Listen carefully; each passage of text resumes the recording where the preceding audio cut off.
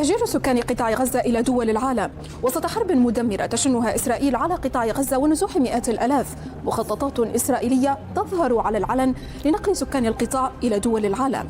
مبادرة في الكنيست الإسرائيلي اقترحت نقل النازحين الفلسطينيين من القطاع إلى بلدان توافق على استقبالهم، وسط ترحيب من وزير المالية الإسرائيلي بهذا المخطط الذي وصفه بأنه الحل الإنساني الصحيح لسكان غزة والمنطقة.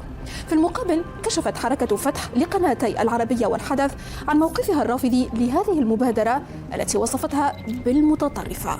موقفنا كحركة فتح قلناه ونعيد ونكرر أنه لا غزة، لا دولة بدون غزة ولا دولة في غزة. مخطط تهجير الفلسطينيين من غزة ليس بالجديد، ففي الآونة الأخيرة اقترحت أيضا وثيقة لوزارة الاستخبارات الإسرائيلية نقلهم إلى سيناء، وهو ما ترفضه السلطات الفلسطينية والمصرية بشدة.